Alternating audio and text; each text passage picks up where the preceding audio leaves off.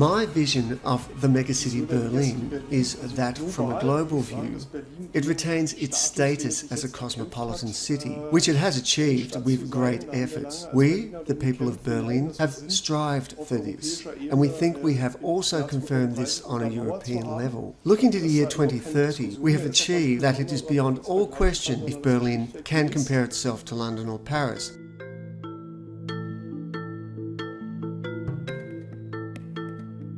Nowadays, people more and more make conscious decisions. They describe themselves as being quite flexible and no longer have strong opinions on which is better, subways, trams or suburban trains. They are also no longer dogmatic about private means of transport, cars or bikes.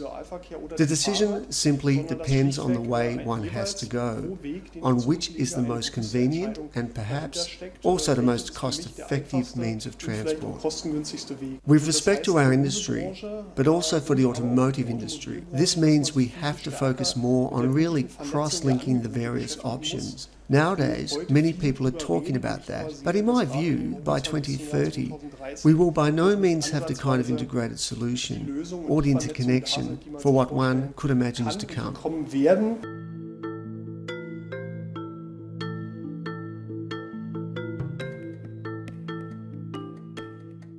In this regard, it is all the more important to devise models that will ensure the participation of all social classes. In Berlin, but I believe also in Germany, there has always been a fundamental consensus about this necessity, something in which we differ from many countries, especially from many countries outside of Europe.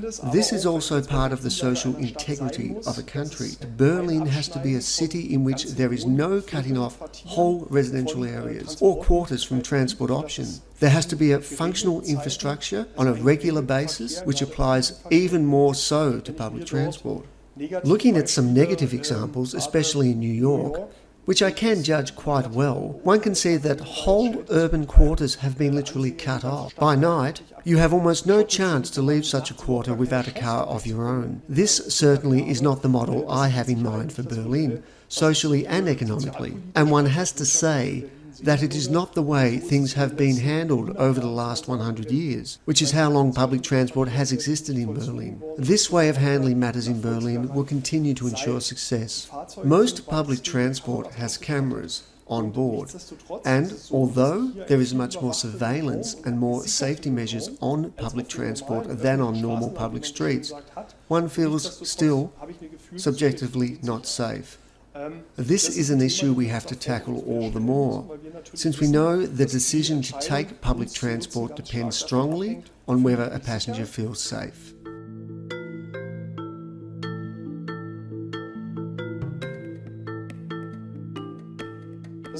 It is a fascinating question for me how financing will be planned in the future, because I find it schizophrenic that on the one hand, as with Berlin public transport, we are talking about taxes that flow into our enterprise. We have a contract stipulating that the more turnover we make from customers, for instance, the more we increase our attractiveness, the more turnover we will have in our enterprise. On the other hand, we deal basically with automotive conglomerates, which focus on the same customers, but which are purely profit-orientated as their projects aim at achieving clear business goals, and do not have to offer a social dimension. In contrast, it is clear that they function according to the rules of market economy. And it is also clear that at the end of the day, I cannot merely apply the rules of business administration and market economy, because when I look at the number of passengers and I calculate which line is profitable, I would very soon come to a conclusion that night lines cannot run any longer and that many lines are not worth running at all from a purely economic point of view. It is indeed my opinion that public transport can be profitable, but not with the usual profit margins.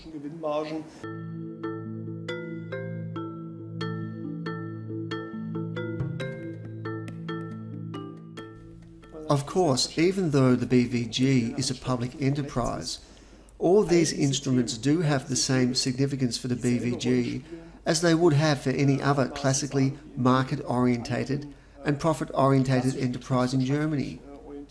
meaning here in Berlin, facing a well-known austerity in public funds, there is still a long way to go for the BVG in not only dealing with these topics, but also carrying them through in exchange with other enterprises, including also business consultancies, in order to take all necessary measures in dealing with all classic issues. One of these classic issues is purchase optimism, including energy supply, which is a crucial issue in cost management. For the BVG, electricity and diesel accounted for 10 million euros in last century's costs.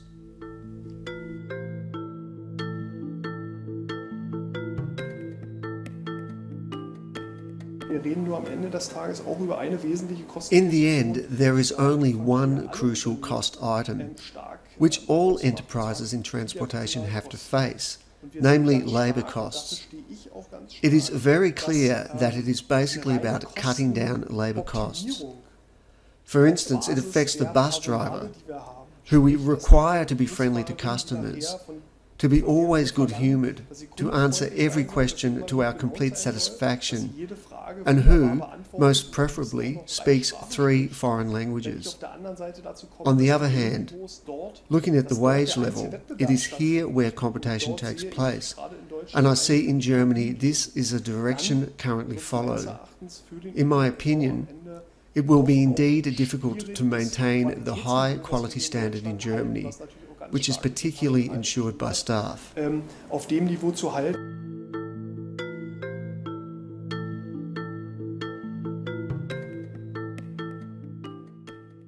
Of course, there will be different requirements with respect to infrastructure. Issues like elevators, escalators, barrier-free ways, lighting, all these small but also large issues will play a role all the more senior citizens with their specific needs use public transport. I think concepts already exist. This is not a new issue. Barrier-free construction, lighting and enhanced lighting have already been on the agenda. In the future, we too will have to consider which investments make sense. We will have to consider individual measures, such as where should elevators be built in? How can we ensure barrier-free use of public transport? Those who have been using mobile phones for the last 10 to 15 years, and who will continue to for the next 10 to 15 in a customary way, won't be facing any problems in making use of this technology in old age, of which I am very convinced. We at the BVG have set our sights on increasing our sales by electronic means to a share of 95% of our overall sales by 2020. Today, it is nearly 20%. Thus, you can imagine what we are talking about. How much progress has to be made over the remaining 7 to 8 years in order to change the whole usual way of selling tickets?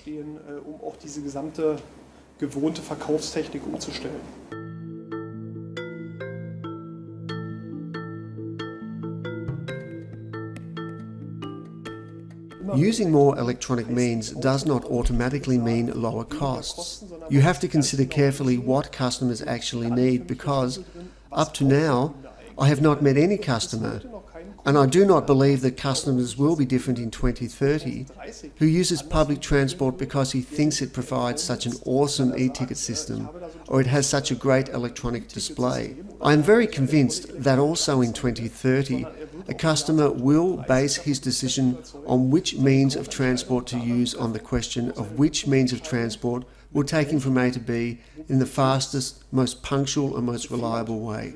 From a customer's point of view, what do I really need? What does a subway need? What does a bus need? What does a tram need beside the issue of cross-linking, which we have already talked about? Which new technical features and innovations are so essential to customers' needs that they decide to use our transport system?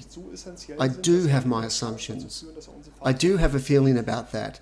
But I cannot tell you where we will finally end up. We are talking about a time period of 15 years. The technical ideas we know now, and which immediately come to our minds, will not play any role in 15 years' time at all.